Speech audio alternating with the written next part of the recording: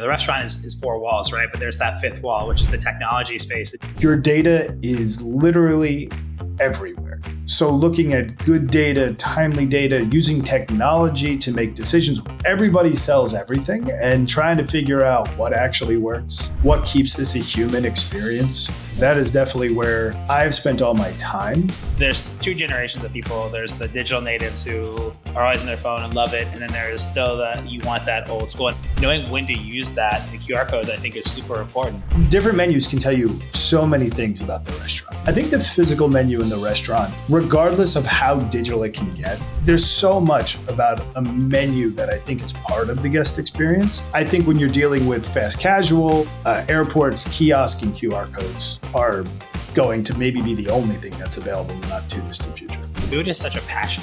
There's so many moving parts to a restaurant, from staff and overhead to technology to the cost of goods. How do you manage all of that? For me, it's, can you explain your restaurant in a sentence? What is your vision? I don't understand your vision. What is your menu going to mean they spend? Does your idea have financial literacy that's going to mean you can actually make happen what you want to happen?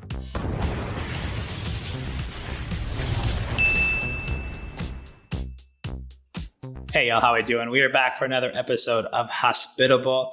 Hospitable is a podcast where we talk about how to make technology more human. And today, I'm excited to have Tom Rutledge on our podcast. Tom is the owner and managing partner of RDMS Group, and he blends his culinary training, operational finesse, and financial acumen to craft extraordinary dining experiences. He's had an over 20-year journey in the restaurant industry. And has mastery of restaurant technology, financial acuity, and a perceptive grasp of customer trends that really have positioned him as an expert on strategies for success in this ever-evolving industry. So, Tom, welcome to the show, my friend. Yeah, thanks for having me. Yeah, excited to have this conversation. I know we had a little, pre-show conversation and chit-chatting while we were also troubleshooting tech. So excited to be rocking and rolling now. And so, Tom, we met. I guess a couple months back. And, I know that you did a podcast on telling stories through data with a friend of mine, Sean Walchef, on his podcast, Digital Hospitality. And that was one that really piqued my interest and really was excited to get me to talk to you today. So excited to have you on board. And, you've been in the restaurant industry, and we're talking about pre-show. The restaurant is four walls, right? But there's that fifth wall, which is the technology space. And you've been around this industry for a long time. And before we dive into the meat and potatoes, what are some of the key lessons that you've learned, running restaurants throughout your journey? And what are the things that really made you want to take a broader view and look at the technology and financial acuity? Because RDMS is not just a consultancy, it's heavily focused around the accounting side and technology and really creating full-on experiences. So how did you go from being a restaurateur and the lessons and the things that said, I love running restaurants, but I want to take a broader scope and really see how to make this a bigger thing? Yeah, the restaurant space is amazing and terrible and fun and awful and all those fun things all at the same time for a lot of reasons. And I come from an analytic. My personality is one of analytics. It's just kind of who I am as a baseline. I was in finance before I went to culinary school very briefly. Culinary school was me being like, there's got to be more to life than what I think I'm supposed to do. And as soon as I got into the restaurant space, it became so clear that it was a people business, which it remains as such. And the other side was it's a passion industry, often fueled by people who are artistic and creative and have this intense, almost monastic pursuit of something a lot of times, or on the exact opposite, fell into it because it's just the way life took them. And, it's this really weird dichotomy of how different people come to the game. But every decision was driven mostly from passion, mostly from the heart or the gut. And it became pretty obvious to me when I got into kitchens and started talking about why are we using that? It seems expensive. What is the food cost on that? People are like, those aren't questions we ask around here. And I was like, well, they should be, right? There's things about how do we stay open next year? This is, you hear the horror stories of how often they close or the turnover rates or, the long litany of things that plague the restaurant business. And historically it was harder to get information from the restaurant game. What did we sell? How much of it are we selling? You go back to the diners with the wheels and the paper tickets. That, I mean, good luck compiling information off of that, right? And the advent of how much data, such a small industry, such a small concept of an industry, when you break down what a restaurant is, your manufacturing, your sales, your marketing, your legal, your HR, you as a manager and owner or manager slash owner, you're wearing every hat that every small business has. This isn't an uncommon story for small business, but you're dealing with margins that range in like on average in the 1 to 5%. You have such a small margin of error that can lead to catastrophic failure. And whether it was in the kitchen, whether it was in the front of house when I transitioned and realized I'm not the next Thomas Keller, my skill set's not that. This isn't who I am.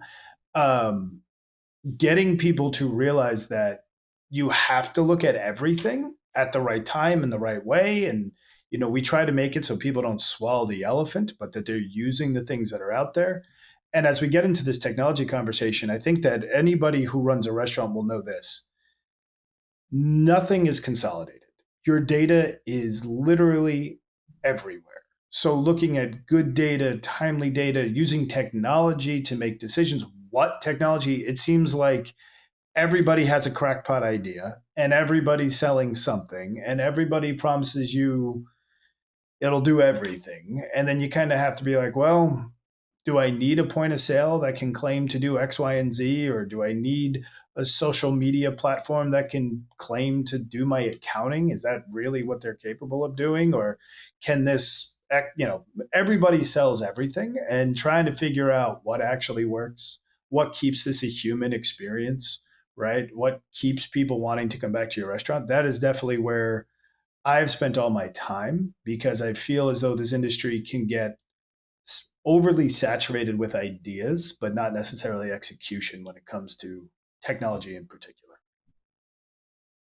Wow. I mean, I love that you kind of share that, but there's a lot to kind of pull out of that. Um, it's funny. I just finished reading the book Unreasonable Hospitality by Will Love that book. Chiara, Yeah, it's and on my desk. it was an amazing read and kind of eye opening in a sense of there are so many practical takeaways. Working in hospitality.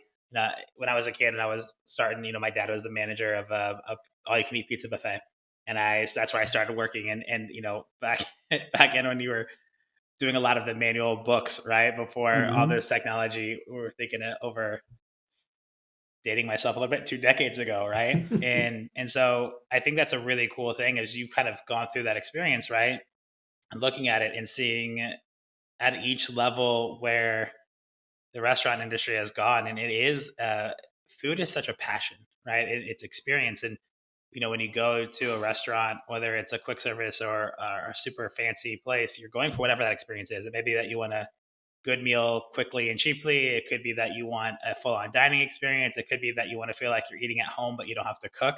Mm-hmm. Right? We all know those restaurants. Like if you ask any person, what's one restaurant you go to that makes you feel like you're at home? Everyone has that one restaurant. I know mine's Ryan's Pizza Shop in Kansas City. Like that, I always feel like home whenever you went there, and it's just like that place. And you have those, it's sentient. So it's cool to see how you've kind of worked through that whole of owning restaurants, being a restaurateur, from being in the kitchen to front of house to owning and operating to this bigger picture. And you look at it, it is such a unique thing because there's so many moving parts to a restaurant, from staff and overhead to technology to the cost of goods, right? Food It's costs are insane. incredible. Yeah, it really is. And you can only imagine, as somebody who is opening a restaurant, how do you manage all of that? How do you keep all of that in your head of, all right, this is what I want to serve, this is what I want the look and feel, this is how I want the experience. So, as you consult on these things, and we'll get into the technology piece, but when you're actually talking with restaurant groups, like where do you start? Is it starting from why did you start in the look and feel? Is it starting from goals and revenue? Like where do you start when you get in to a group and start having these conversations? Yeah, and I mean, whether it's consulting or our own projects, we just opened a restaurant a couple weeks ago, and we signed the lease a year ago, and I think there's a few main takeaways. And for me, it's can you explain your restaurant in a sentence? I think a lot of people, when they want to open a restaurant, you ask them what kind of restaurant they're opening, and you end up with this conversation that's like, we're going to be Mediterranean with a Lebanese thing that's going to be partially vegan and this and that and this and that. And then you're like, what is your vision? I don't understand your vision. Right. And then immediately when you can say what you're going to be, I'm going to be a red sauce joint that has California sensibilities put into the menu. That's a sentence. I can take that. You know what I mean? Like we're going to be a delivery based fried chicken concept. Great. We know who we are. To me, the next concept is you brought this up, and I go by average check. How much is the goal of the average person who's coming in, and what is your menu going to mean they spend? Right. So are you going to be under $20? Are you going to be 20 to 30? Are you going to be 30 to 45? Are you going to be north of 100? Like, what are you hoping to be?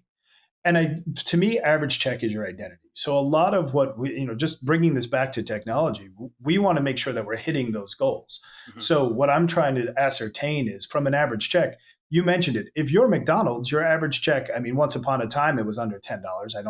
It's not true anymore, but let's just let's date ourselves and go back in time. I jokingly refer to that like you're a slumlord. You're going to go after plastic chairs and disposable things, and the ambiance isn't as big of a deal.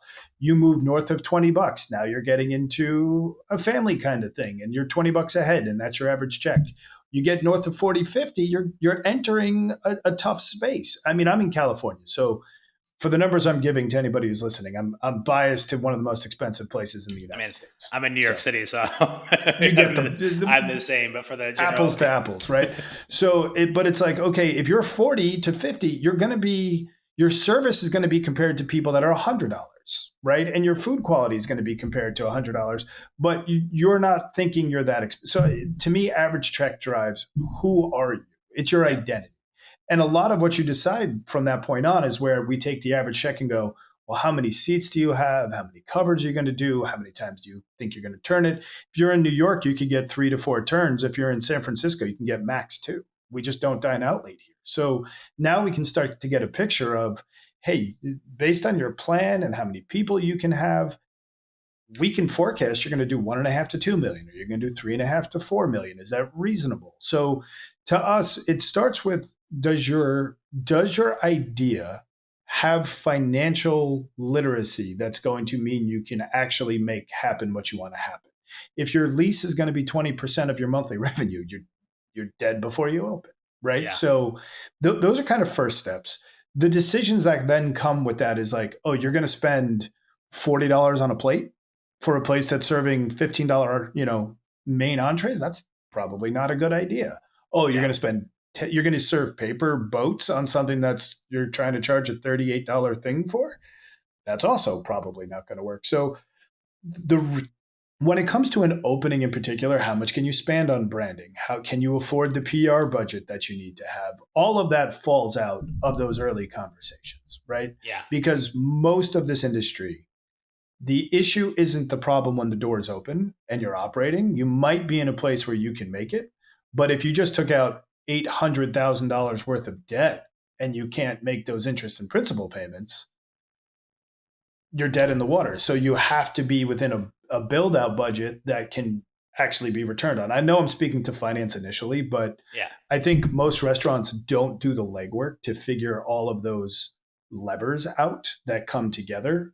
Because once you get to opening, it is a different game. There's kind of a pre-opening, a first 2 to 3 months of opening, and then the ongoing operation. And you have to kind of break out a restaurant's life cycle into those parts. Yeah, no, I think that a couple of things that you brought up are interesting, and I never thought of it this way, but that $40 to $50 a plate, and this is also kind of sliding scale, right? Depending on who you're tracking in as the diner. That $40 to $50 a plate is being looked at similar to $100 and $120 a plate, which is a very different kind of level of 100%. Service that you expect and dining experience. And the fact that those kind of fall in similar space is really interesting. And the other thing that you brought up that, I've always wondered about, because, I grew up in the Midwest where we had a lot of bigger restaurants, which were, full on the weekends and like certain events and things. But if you go in there in an off time, it feels really weird because you're this big restaurant with very few people versus then I moved to, I was living in Milan, Italy, and New York, where you're actually smaller, very tight, compact, and thinking about that turnover. And then, you think about Italians, they food is a religion, right? Yeah. And you go to And you can be dinner, sitting there for it's 2 a hours, 3 hours. two hour Yeah. affair. So you don't have a chance to turn over tables like you do in the States. And so thinking about those things is really intriguing and interesting. And honestly, you kind of forget to think about that in location and different parts of the country where you eat out more, like in New York City, where I mean, I'm lucky if I cook once a week.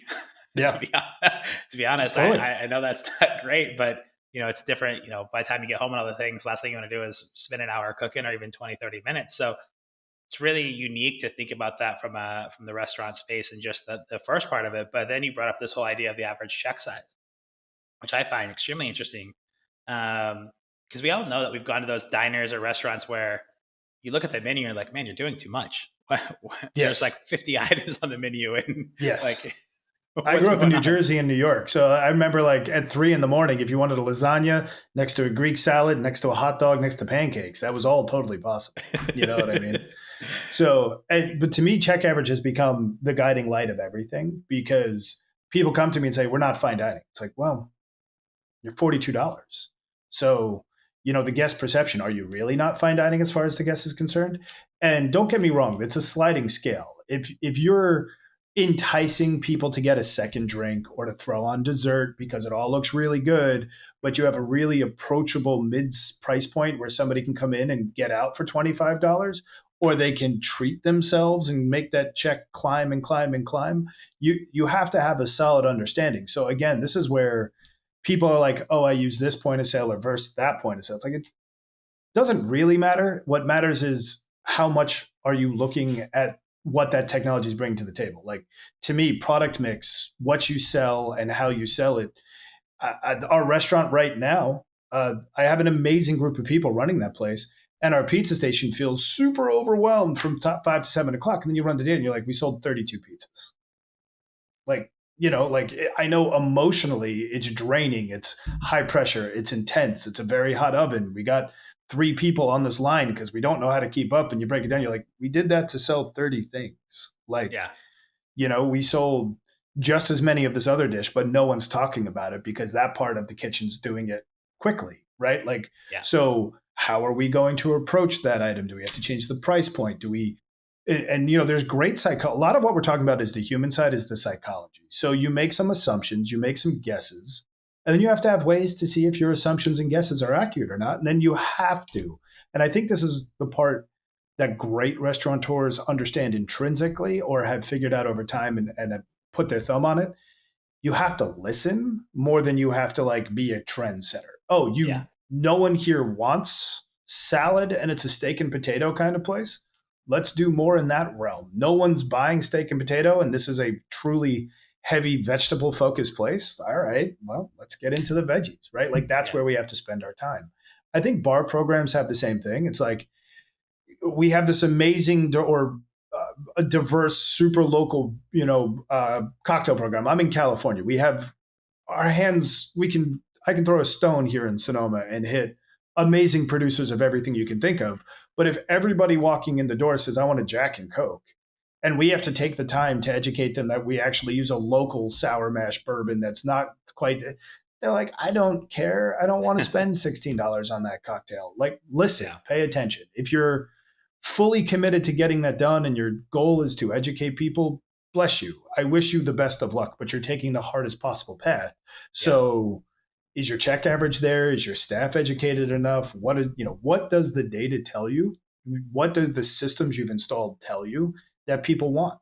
Yeah. So, And I find that really interesting because depending on how you set up the vibe and look and feel and the menu does depend. Like, there are certain bars where I go in and like I just want like a whiskey Coke, like well whiskey, and I don't want to pay for that top ones. And there's certain bars that I go to where it's like I'm definitely going because I love whiskey. I'm a huge whiskey I aficionado. trust you. Your team Yeah, knows what they're doing. The place looks great. The color scheme's good. I love how it vibes in here. I think you know more about cocktails than I do, so make me something cool. Versus yeah, you walk into a dive bar and you're like, Jameson and ginger, because you probably can't mess that up. yeah, Right? Like, you have to know, and there's nothing wrong with the dive bar. There's nothing wrong with the Jameson and ginger. Just who do you want to be, Yeah. and bringing that home, I think, is a lot of things. And it's 50% who do you want to be, and it's 50% what does your clientele want you to be, right? Yeah. I have a location in Ghirardelli Square, and that's a tourist central location in San Francisco. Nobody locally thinks, where am I going to go for a great, it's a Latin concept. Where's a great taco? It's literally going to be impossible for me to convince somebody to come to Ghirardelli Square to get a taco in San Francisco, considering where we are. Yeah. But any tourist going by, we make everything from scratch. We make all of our masa from scratch. We go an extra mile. If we looked at it from a pure business sense, do we need to? No, I don't think our clientele is necessarily drawn to us because we make everything from scratch. I think we provide an experience that we have a low bar and we deliver higher. And that is part of our business model, right? Like low expectation, blow their minds. Will we ever see them again? Probably not. But we have done very well by using that as our business model. We could default to just buying store-bought tortillas and making our labor lower, but we feel we have a better opportunity doing what we're doing. And we have done that through a lot of technology and data analysis. Yeah, and that's super interesting because when you think about it, depending on where your restaurant is located, are you getting repeat customers and you're getting that long-term value, the lifetime value of a customer by coming back in on a regular Mhm. basis, or is it very transient? And thinking about this average check size, it was something that when I used to work at this pizza restaurant back in the day, it was an all-you-can-eat pizza buffet, and we knew it was $4.99 for all you can eat. And there's pizza, there's a pasta It's bar, salad amazing. bar. Um, what was amazing is when you broke it down, for somebody to out eat $4.99, they had to eat 35 slices of pizza. There's not many people that are going to out eat $4.99. Sure. And it was but you think about it, $4.99, $5, and all you can eat. You walk out of there happy every day. And Absolutely. I never thought about it. As you're like bringing up this concept of a check, I've never thought about that way. And it just like somewhere in the back of my mind was like, hey, you remember your dad telling you that? And for any way to out eat us and us not make money on a single customer is they had to eat 35 slices. Now they're not New York slices; they're like smaller slices. But like Totally. most people aren't going to eat But 35 slices of pizza. you also have, there has been an engineering platform of what the expectation that $5 is going to get somebody. They're not, expecting house-made Italian sausage with a local buffalo mozzarella and a 72-hour fermented dough situation, right? Yeah, So like if you did that and you change your price point, you'd have a completely different model, which yeah, is the fun part, I think, of this industry. Some people get very lucky and have a good feel for it. And others, if your restaurant is currently struggling, you have to look at so many different data points. And I think that what I find fascinating, we've been talking about the startup side of things. And then when you get into it, though, there's this toilet bowl swirl of bad decisions that tend to happen as restaurants struggle. We're not getting the sales. Should we lower the prices? Should we have less staff on the floor? We can't afford the staff, and therefore our service suffers. And we started buying cheaper ingredients, so therefore our food quality slips. And what do people want? And how do they want it? And what do we do? So I think the classic move in the restaurants is often to just cut, cut, cut, cut, cut, as opposed to analyze and reassess. I'll give you a couple examples using technology as kind of what we do.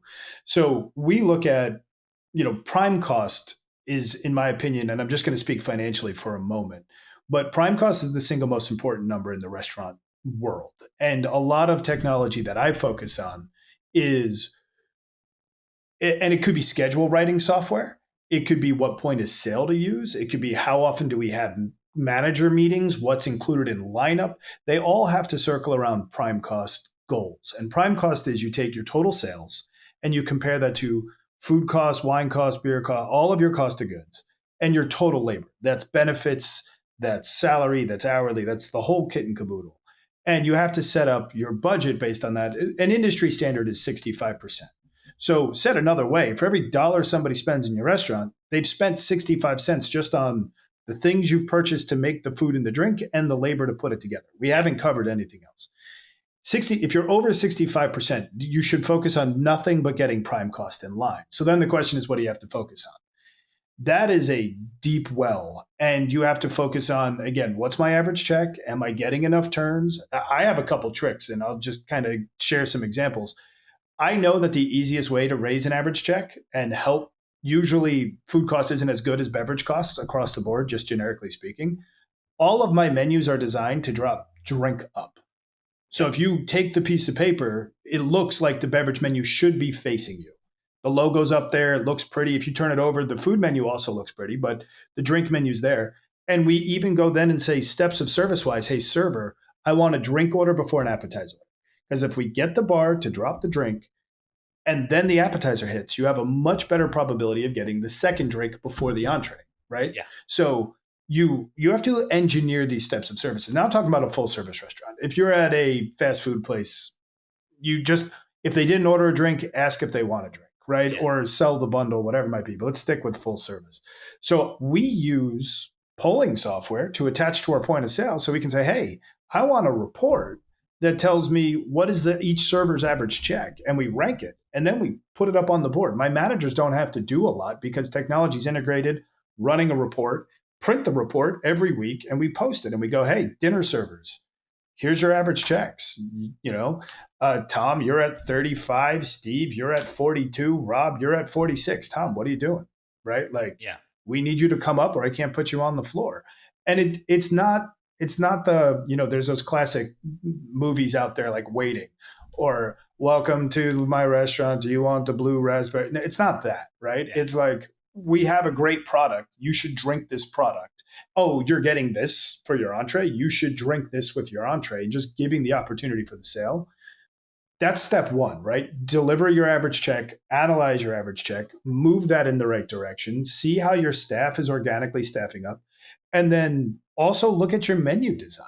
When, the other side of technology is when we buy stuff, we scan that into software. That software says, by the way, avocados went up in cost by 40% this week. Yeah. In our manager meeting, it's predetermined. We have one meeting a week that talks about sales forecasting and schedule writing. We have another meeting every week that talks about cost of goods. And in the cost of goods meeting, we go, hey, avocados are up 40%. We are a Latin concept. People don't even look at the menu and they just sit down and scream chips and guacamole because they assume we have it. So when avocado goes through the roof, we tell our servers, hey guys, avocado is really expensive. Sell the trio. It's got queso, salsa, and a much smaller portion of guacamole. Guac. So if they say chips and guac, I want you to go, hey, we actually got this really cool trio. We do everything in-house. The queso is amazing. Do you want to get that instead?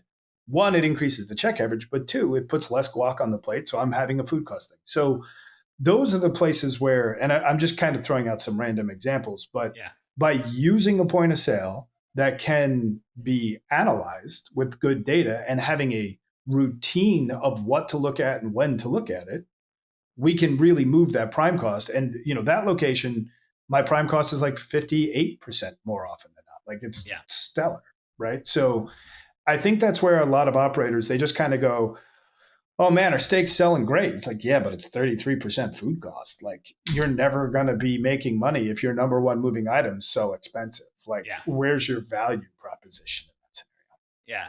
No, I love that you share that. And this is, I think, what's really interesting with all the data that you can collect from, and I'm a sucker for like drinks, right? The drink menu. Also, if your drink menu is too big and I have to scan it for too long, like that is overwhelming, right? 100%. But I love that because I'm also the kind of person that I can't just have one. Like, for me, if I get a drink, it's always gonna have one to start and one during my meal. It just feels wrong to like. So service has to be set up to kind of get you there too, right? If they ask you about your second drink when you're halfway through your entree and they have been relatively slow to bring things to your table or ask you questions or unattentive, you're going to be like, no, I'm not going to get a dessert. I'm just going to pay my bill. But if they got you, you got this much left and you're still eating your appetizer, and I go, hey, did you want that glass of Nebbiolo to go with that whatever thing you got for it? Yes. I'm an open checkbook. I'm kind of like, make me happy and I will just order things. You know what I mean? No, it's really interesting because when I was in Italy, right, where the different level of service and they, unless you call them over, they didn't really come over. And so when I learned that, I was the kind of guy that's like, I'd rather just, because I know it's going to take a while to get that next glass of wine, I just ordered the bottle, which for them is obviously a much better deal. because they're bringing out a bottle. They probably have a better cost in the bottle than per glass, maybe. I mean, I don't know. Depending on how you have it set up, sometimes it's by glass is more expensive. Depends. Yeah. So the average is what you pay for the bottle, you sell the glass. So a $15 bottle is a $15 glass of wine. And usually because there's 4 servings in most bottles, the 750 milliliter, you're going to go, hey, listen, this is $15 a glass, but if you buy the bottle, I'll sell it to you for 55. I'm giving you that $5 discount. So usually you want your wine cost at about 25% and you buy the glass at about 20, or excuse me, buy the glass at 25, buy the bottle 27. If you're selling like $300 or $400 bottles of wine, you can't do the same thing. Yeah. You're going to give a bit, so those tend to be in like the low 30s.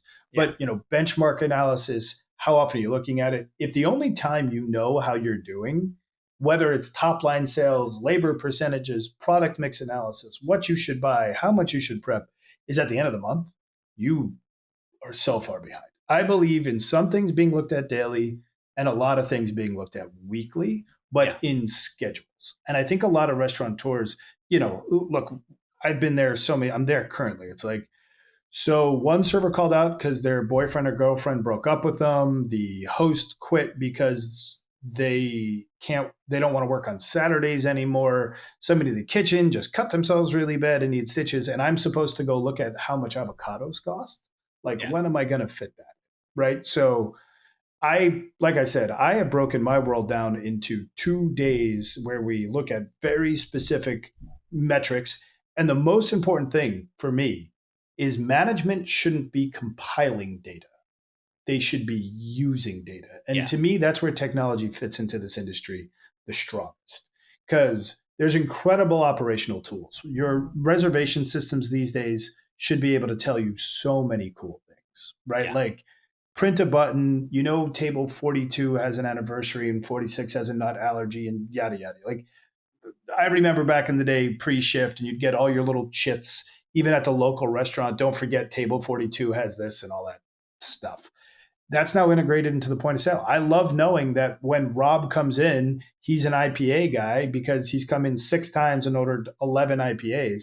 I can, not ever having served you before, be like, hey, Rob, right? Rob, you want that IPA? And like, you're like, this place is amazing. They're magicians. They know everything. No, that's what technology is for, right? Yeah.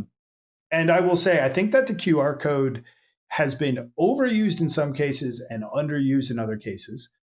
Come wintertime, for example, in one of my restaurants, that one in Ghirardelli Square I was talking about, I have days where I have 3 people sit on my patio, and then the sun comes out and I have 45 people who want to sit on my patio. We couldn't keep up staffing the right way.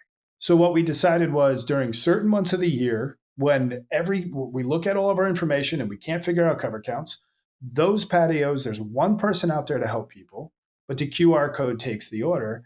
But inside, it's full service no matter what. Yeah. So if someone's complaining about the quality of, like, they just hate the QR code, come on inside. We'll take care of you. Right. Yeah. Or, hey, we got one guy on the floor, where it used to be 3 to 4 people to give adequate service. But then come busy season, it's full-time, full service. Right. Yeah. We can standardize the flow. We know how much volume we're going to be doing. So I feel like that is a really interesting piece that people are kind of moving into. Some people are like, well, I just need to cut my labor to nothing, so I'm just going to go QR codes everywhere.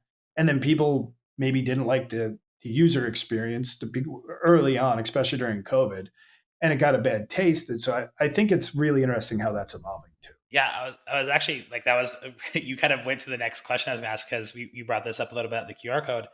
And I was just thinking about this.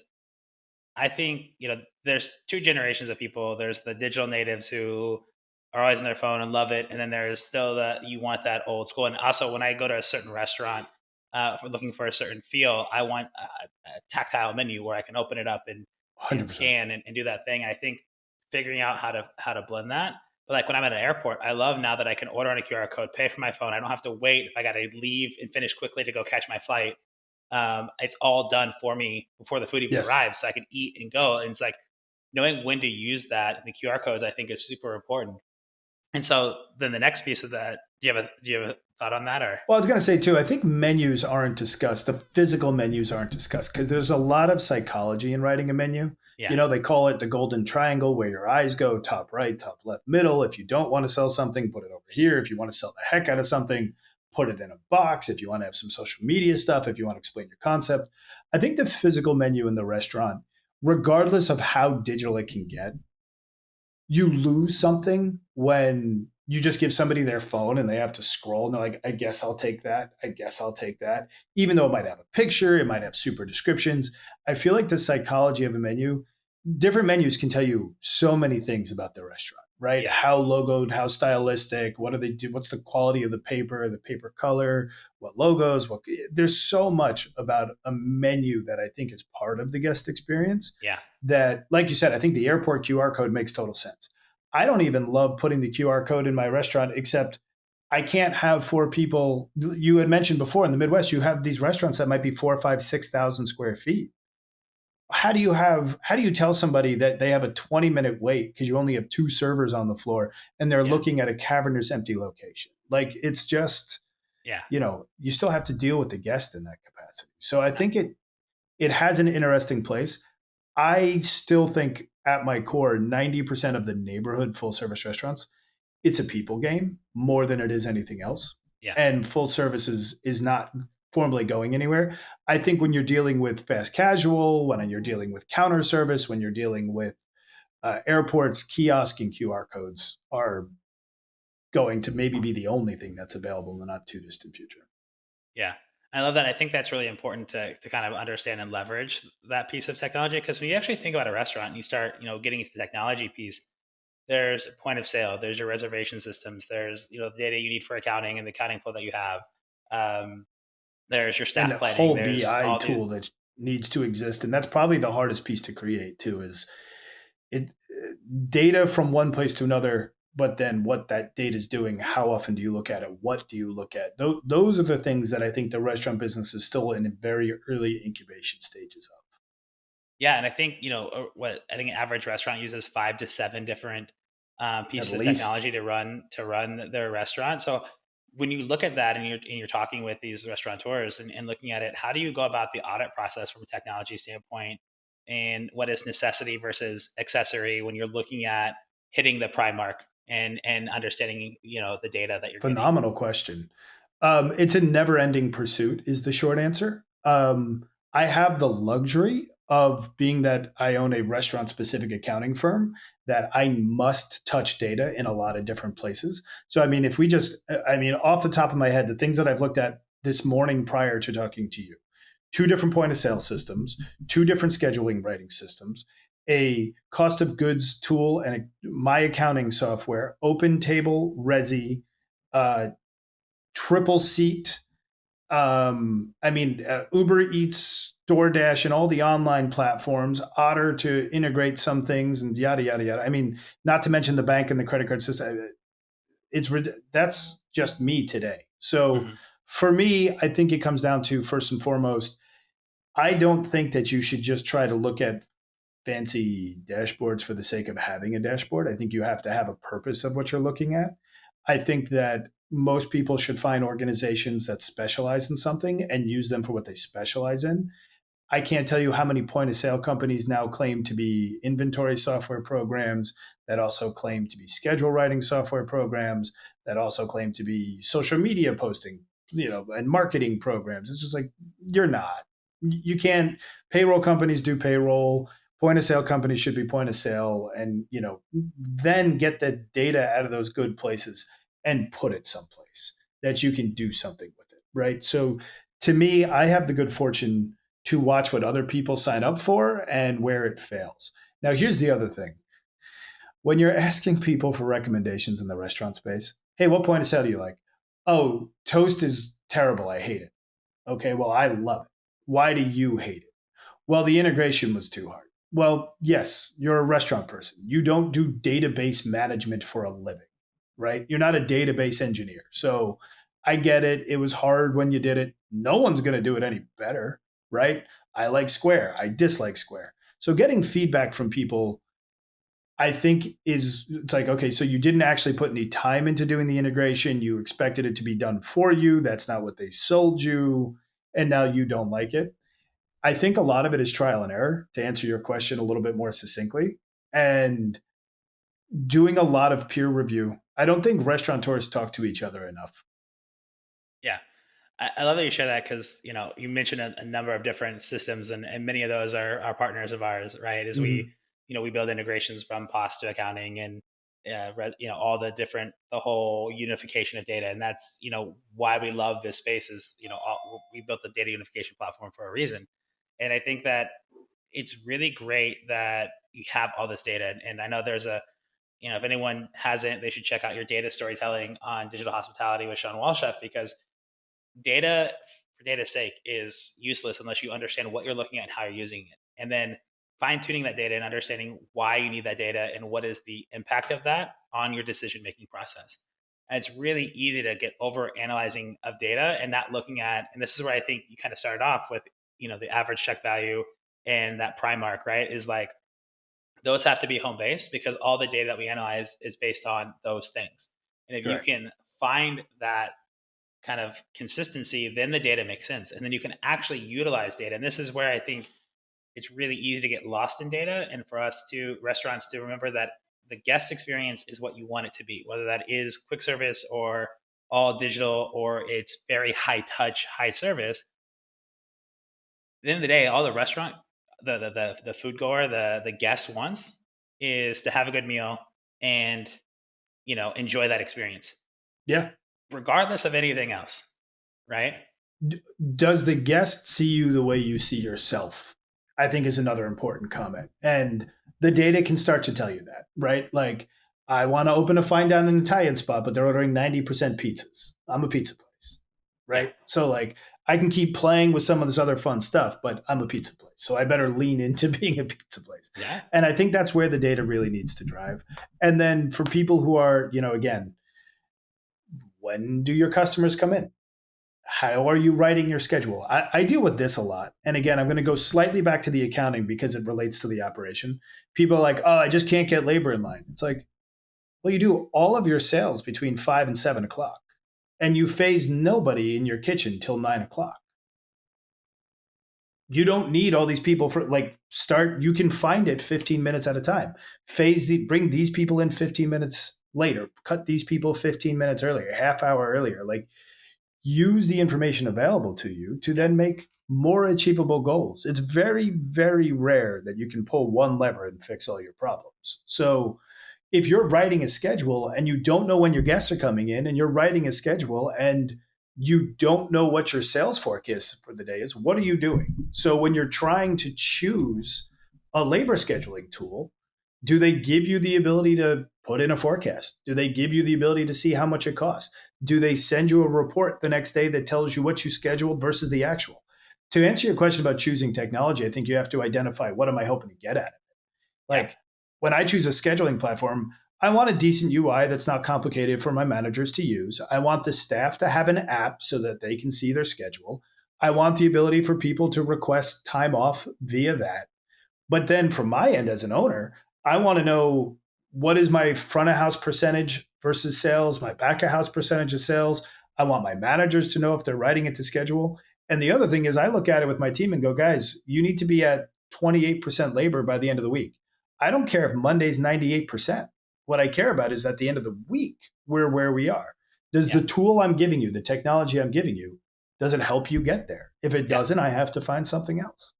yeah. I think that's super interesting in the fact that you can make data driven decisions on a day by day, week by week, month by month with the right technology. And this is where understanding what the technology does and how to leverage it makes the most impact because the comment you made of does the guest see you as you see yourself? Probably not. And they see you as this thing and that's what they're there for the experience of. And whether you have, one POS versus another POS, like as long as I can tap to pay, which I love, like I don't think I've pulled out my credit. Sometimes when I go to like nicer restaurants, I like to pull up my credit card and put it in the thing, like that whole thing. But like 99% of the time, I just want to be able to walk up with and this is what I absolutely love that nowadays it happens at a lot of restaurants is that instead of them taking your credit card, walking away, coming back, the fact they bring it over, and that was something I saw in Europe way before I Yeah. came here. It's like they come to your table and swipe it right there. So you see it all happen, or you go to the bar, you buy a drink, just tap. Sometimes I don't mind putting my credit card. I love having a tab open. I Sure. love when they give me my card back, so I don't forget the card somewhere. Like I can't tell you how many times college and post college I've I left a know. card at a The bar and next had to wait for it morning. to open the next day. I think we've Yeah, all felt that pain fully. before. And I think there's a couple areas to it too. So speaking more personally, I opened a restaurant in the suburbs here where I live. And we wanted to be a New York Italian. Like my family's from Brooklyn. It's a love letter to my grandmother. And it was New York Italian. And I'm walking the floor as we open this place, and people are like, I'm going to Italy next week. I'm like, cool. This is Brooklyn, right? Like this, like I'm not going for Rome. I'm going for Queens or Brooklyn. Like this is a red sauce joint. And so people weren't quite getting it. So PR and social media started making sure that that was like red sauce joint became a term. And our website got changed for the term, and the blurb on the menu got adjusted for the term, and some of the interior design and some of our plating choices and some of those things. So people started understanding that this wasn't like, when I was in Italy, this isn't how it was made. Yeah, this is how my grandma made it, whose family's from Italy. There's a big difference in what we're Yeah. going for. So that little bit of education, but understanding they're not understanding who we are, we had to adapt to say, do we become who they want us to be and try to just be Italian at this point? Or do we stick to our guns and push red sauce joint? Right. Yeah. So we've done that by looking at the P mix, by changing the menu design, by going in and looking at the data and making sure that what we train the staff to do, that our cocktails are, we now named our pizzas after Central Park and the Palisades Parkway and like Yeah. things that have a throwback to that. And, we get cheeky with some of our things. So if we're doing that because we're hearing that they don't understand who we are. Yeah. So you have to change that. And our product mix is showing us that they are, they're getting the eggplant parm. They're getting the chicken parm pizza, that we're starting to vibe a little bit more with some small tweaks as we're paying attention. Yeah. And people are making notes in reservations and open table. They're like, really look, I haven't had this since I moved from New York, excited to come by, Yeah. things like that. So we can use these reports and this information to see that it's kind of starting to click. Yeah. I love that. And I think for me, what's interesting and where I get it really kind of jazzed up is that you, when it's all at the end of the day, the way you brand it, the way you leverage all that, it's all about how the guest gets to see themselves when they sit down and how they feel when they leave. And the fact that they're getting that authentic experience, whether it's authentic Italian or authentic Brooklyn, in a Correct. different part of the country, especially across the country. If you grew up in Brooklyn and you know moved across the way, like you get to kind of feel that. Like there's a couple of dive bars that I love in Brooklyn that are an ode to the Midwest, and it feels like you're walking to a bar in Kansas City or Iowa or Wisconsin. Sure. You walk in, it's that rustic wood, and it's those things that just kind of take you to a different place. And having that ability, it makes my day better, right? Because I love New York and I love the city. Sometimes I just want to feel like I'm back home watching football, 100%. drinking Bush Light, right? And as a restaurateur, how do you make all that happen? And then the other interesting piece is like, okay, someone said the eggplant is too expensive, but everybody else is saying it's perfect. So kind of diving in, like, I'll be honest, if we're going to talk about technology in the industry space, we have to talk about things everyone hates, the Yelps of the world and all the other things as restaurateurs, where it's like, you love when people write something great about you, and then you look at the one guy who writes the 2-star, and you're like, that guy doesn't know what he's talking about. Well, if you start getting a lot of those, Yeah, maybe they do know what they're talking about. What are they saying? How are we interacting with that technology to make that 2-star review guy come back and have a 5-star experience? And yeah, what about how we go about our day? Are we making the notes? Are we following up the right way? Are we looking at, is our costing? If I go to a place and I see that there's a wine that I know that elsewhere is $13 and they're charging 17, I'm immediately like, okay, this isn't a value proposition. They're clearly, do they hope I ever come back? Is this a tourist trap? Is that their goal? Is that why they're doing it? So I think if you do things on purpose and you have reasons for it, your model can work out. There's no perfect answer for everybody. I yeah, think you just have to do things very deliberately in this industry, more so than ever before. Because the other thing we haven't talked about, especially in New York, where I live more than anywhere, our labor costs have never been higher. If you're in San Francisco, you're paying 401k, you're paying healthcare benefits, you're paying minimum wages that are approaching $20 for every single person in the building. yeah, So when 20 years ago, I was working in kitchens in San Francisco for free for 6 months staging because I wanted to have the experience and get hired. That's full on illegal. It probably was back then, but nobody said anything. Yeah. So we're playing a completely different game these days. Yeah. Yeah. And I think that's, so much to digest. But if you kind of go back to that Primark number you were talking about, I think you open up everything. And this is where the technology within the restaurant industry can be so beneficial and helpful, and consistency, right? If you get multiple bad reviews, okay, how do we change that? And I think the big piece that the subtext of all this, right, is whatever stack you choose to use, whether it's 3 or 7, it comes down to, you know finding that consistency value of what are you seeing, and really understanding what the root cause is, and not making quick decisions. Oh, my labor cost was high this day, we need to cut it. No, it needs to be cut by the end of the week. Why was it high on that day? Oh, because we also saw sales were up because we were super busy, or maybe it was super slow and we were expecting it to be busy for the Monday night football games. And you Correct. can kind of like take that and don't course correct right away. It's like, look at that data, understand it, and say, oh, okay, this makes sense. And looking at trends over time. And that's where I think data becomes really impactful with these different technology systems, is that you can look at trends over time.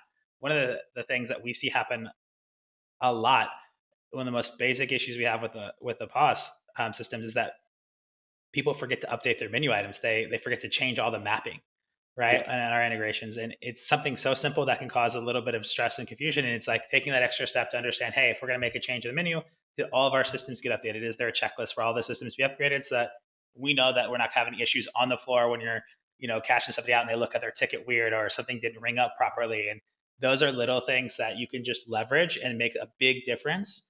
And if that little Huge. bit of that education on the back end can make the guest experience just so much cleaner, and you avoid some of those like annoying things when you get your bill and it's not right. 100%. I think 90% of 100% of restaurants in this country, if they're not doing it now, if they have one meeting a week that looks at sales forecasting for this week, next week, and the week after, and then a review of schedules for this week, next week, and the week after, there's a lot of nuance to that, but just largely speaking, if that's a 20-minute meeting once a week where everybody involved in the management of the business comes together, they should all be done. You should have your forecast done, then everyone agrees. And someone goes, hey, on Saturday, there's actually a cruise coming we weren't aware of. We should change, all that fun stuff. And then one day a week, you're looking at your cost of goods, food, beer, wine, liquor, and a beverage. And you're making, again, not rash. Avocados went up by 20%. Listen, there's nothing we can do about it. We should, okay, we're just going to have to ride it. Our price is okay. Food costs going to be a little high until it comes back down, but we're blah, blah, blah. You don't have to change it. Or like we did. Oh, cool. I'm not just going to raise prices. I'm going to turn a 9-ounce portion into a 3-ounce portion, but put two other things on there and turn that $13 chips and guac into the $19 trio. Like, have the conversation. When's it going to get done? We'll have it done by Friday. Great. Then on Friday, confirm it gets done. Right. So, like, just those are the things to me. Literally today, after this call, I have my labor call on Wednesdays on one location. It's Tuesdays on another location. I have my cost of goods on one location on Wednesdays. The other one's Thursdays, just because that's how it works out. And every Friday, there's a 45-minute call, set agenda. So people are going to be like, how do you have free time for all these meetings? How do you afford not running sustainable prime cost? To Yeah. me, is my biggest question for restaurant people. And if you're running a 55% prime cost, I'm done talking. Like, okay, yeah, you've figured it out. But, Yeah. and I do want to say this. I actually think there's one piece of technology that is a false claim in this industry that I think a lot of people spend a lot of time and money on that I don't think works for most people, and that is inventory and cost of goods solutions. I think there are some that are very clever. I think if you have a constantly changing, somewhat seasonal menu, you're chasing a unicorn. And I think that the weekly meeting will have, with the right tools, meaning the technology, for example, what you guys pull and what you place in different places, if you then look at the output of that information and you don't have somebody sitting behind a spreadsheet for 3 days putting something together for that 20-minute meeting, but instead the technology integrations allow you to print the report, Hmm. will fundamentally change the name of the game. Yeah. I love that. And I think you're 100% right. And this is where it comes back to that subtext, the sub theme of this is that consistency, and just looking at the data and not making rash decisions and staying the course and understanding that prime cost, that prime number. And if you can just do that and stay consistent, the data will tell you what you need to know. And if you do that Correct. on a regular, consistent basis, it's a game changer for the restaurant space. I love that. Tom, I could talk to you for another hour, but I know that you've got other meetings and whatnot. So I appreciate the time. The last question I want to ask you, you were born in Brooklyn and grew up on the East Coast and moved out to the West Coast. What's the one thing that you genuinely miss about the East Coast? What's the one thing you're always jonesing for home on? I can answer that. So there's three things: black and white cookies, There we go. a bacon, egg, and cheese, salt, pepper, ketchup, and a Kaiser roll with butter and a cup of coffee. I absolutely love all three of those. My only addition on a bacon, egg, and cheese, salt, pepper, ketchup, throw a little hot sauce on there and make it a little spicy, and it is a game changer. My Uh, favorite, whenever people come, I work with a lot of Europeans. When they come over, I'm like, you have to go to a random cart, get a bacon, egg, and cheese, salt, pepper, ketchup, and if you like spicy, add hot sauce on it, and you'll be happy. I wake up dreaming of it every morning. I mean, I stop at the same coffee cart. Like, everyone goes to Starbucks, and Yeah. every day I have my two coffee carts. I know the guys. I go in, get that cup of coffee in that blue cup. It is just like my favorite New York thing, and it's something that I didn't realize how much I would love until I got here. And now Yeah. being here for 9 years, it's just amazing. It's literally DNA altering. Because I will tell you, in California, I can go get a house made brioche with a lovely rendered pancetta and a farm poached egg, and it's just like, thank you. This is beautiful, but this isn't a bacon, egg, and cheese. I love it. Tom, I appreciate you. Thank you so much for the time today. Where can our listeners find you if they want to get in touch or learn more about what you're doing? How do they find you? Yeah, I appreciate that. My website is definitely the best, rdmsgroup.com. There's a form there to fill out, or my calendar is actually just there for the public to sign up. We do fully outsourced accounting, or we do phone calls. We're all about continuing education and conversation in the industry. Love it. Well, I'll make sure that the rdmsgroup.com is in the body of this podcast. All you got to do is click the show notes and click on the email address. It'll be right there for you. Tom, thank you so much again for joining. And for those listeners out there, this has been another episode of Hospitable. Make sure you be a tier 1, like, subscribe, review, do all those things. And if you think you should be a guest on the show, let us